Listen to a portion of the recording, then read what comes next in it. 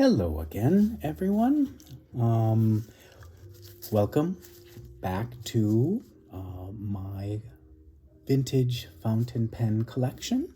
I have 3 more Watermans that I wanted to share with you, and they are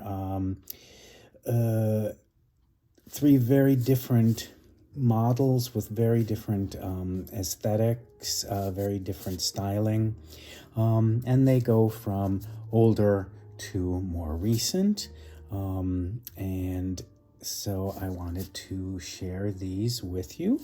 And let's start with the Red Ripple, which is one of the more well-known, kind of recognizably specific to Watermans. This is a very large pen, as you can see in comparison, for example, to that one.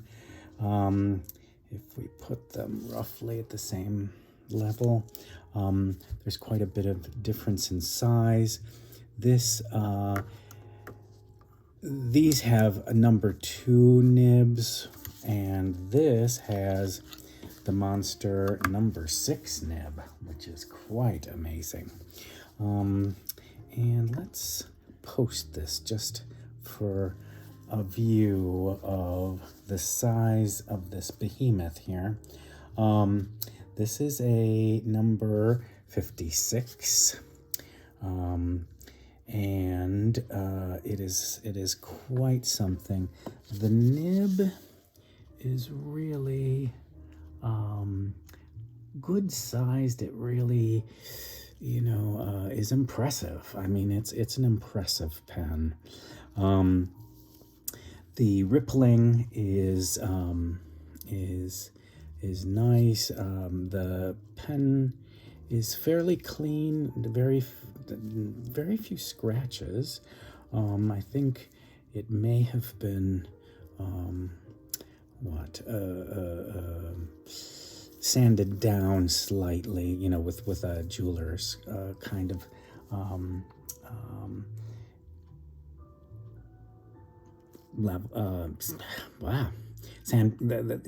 the super fine sandpaper that a jeweler would use. Okay, there you go. All right.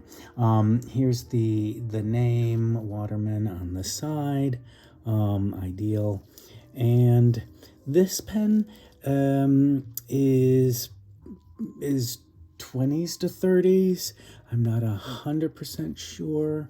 But let's give it a whirl and see how it writes. It's really quite extraordinary to hold this size of a pen. It's nice to be at a meeting and you pull this one out and people's eyes, get very big when you impress them with this beauty. So this is the Waterman 56. Red Ripple, and it's hard rubber.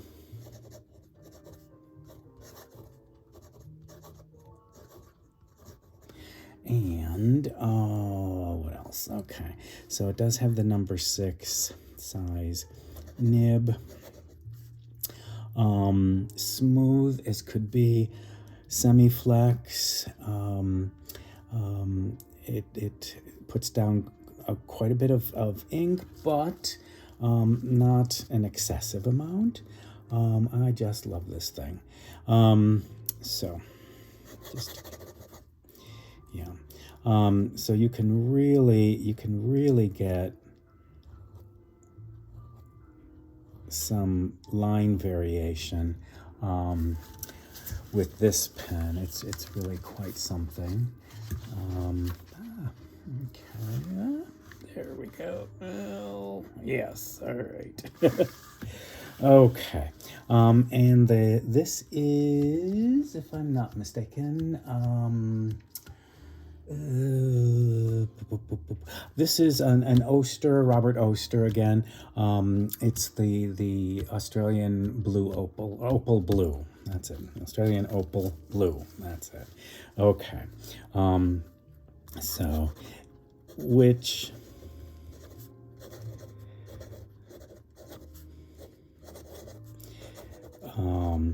comes out slightly darker than it normally would, which is typical of vintage pens. The color of the ink will often be just a bit darker, and I'm not exactly sure why, but it probably has something to do with the fact that the amount of ink that comes out is greater, and so it just deepens a little bit the color of the ink. Okay, so we'll put that one aside. Now, this is the, oh, yeah, here it is. All right, I keep turning it around, 994. Okay, this is the 994, the Waterman 994. And this has a marbled, probably celluloid. It might be one of their early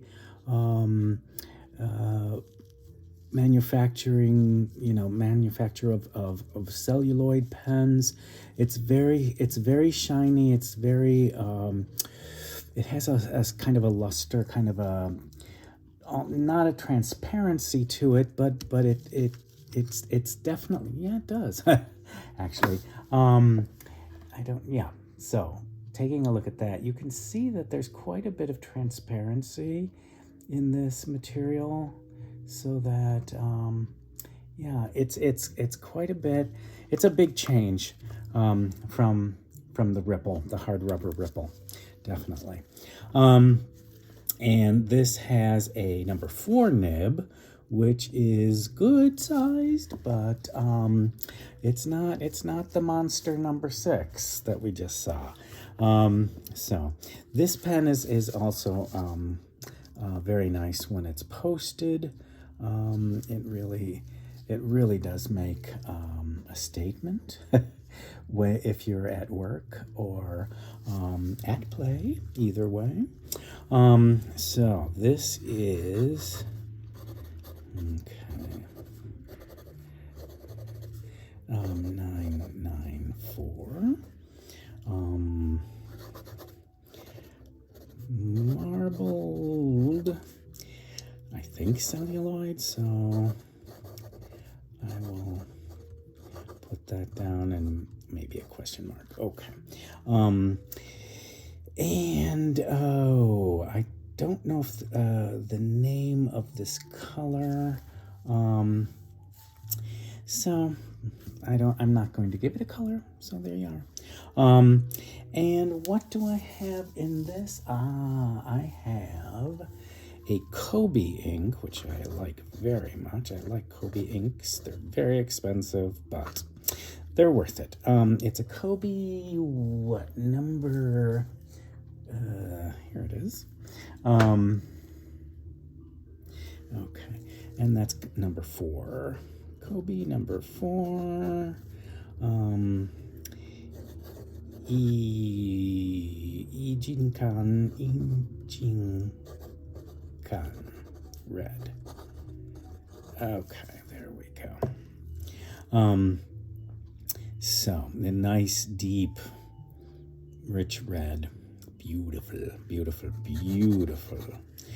All right, so there's that sample. All right, and you can see that it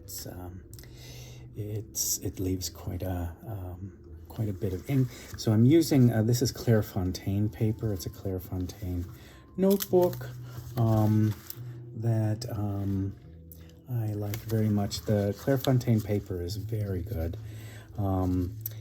Rhodia and Clairefontaine, good papers, very good papers. The Japanese papers, because the Japanese are really have made paper making into an art for centuries. The Tomoe River paper is super high quality. And there's also a new paper that I enjoy very well. It's a little heavier, and that is the Cosmo Air Light 759 gram paper. It's not easy to find because I believe it just came out fairly recently, and I think everyone has been gobbling it up. So it wasn't super easy to find for a reasonable price, but I did find some, and it is quite lovely. Different than Tomoe River, but definitely worth checking on. Okay, and finally we have, let me give you the full view of the Commando. This is the Waterman Commando, and it was created, let's see if we can, I don't think it will be legible, but we'll give it a shot here. Okay. The Commando was created, I guess they had a pen. This pen was either ready to be put into production when the war began, or they retooled something to be a special pen for the war. And so that's why we have this Commando. It has the clip, that's the later style of clip, that says Waterman instead of clip cap. And it's smooth. This is just a smooth black celluloid, I believe. That's my feeling on that. And so it's a simple pen. It was very reasonably priced, and they hoped that it would be used by the war personnel in offices, as well as in at the theater.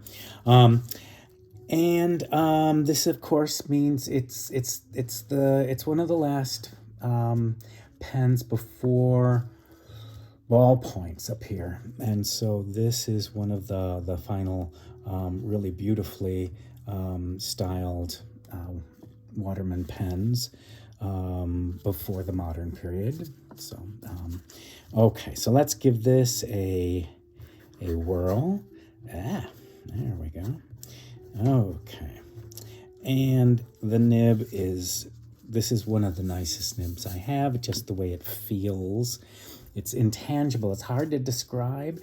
It's not super flexy.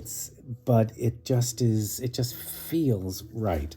And so this is the Commando.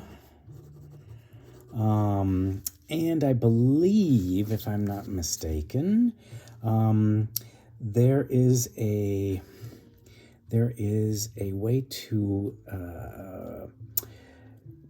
date it, and now I'm trying to see if I can do that. But at any rate, we know it's roughly 41 to 44 is when they were produced, maybe 45. So this is blank.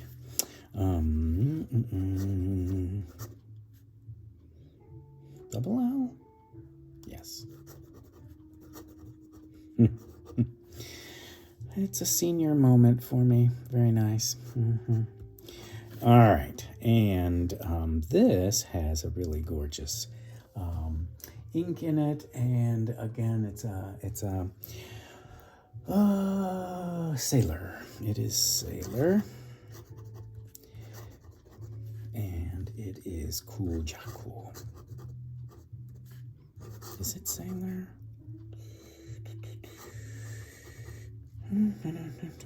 Or it might be a Roshizuku. Okay. But this is a very nice dark blue with a hint of greenishness to it, so I'm very fond of it. This will sheen on certain papers. The Clairefontaine, you get some sheen occasionally with inks that are like super sheeners, but not as often as you'll get on Tomoe River or on the Cosmo Airlight. Okay, well, there you have it. And here are, another 3 of my vintage pens. These are the Watermans.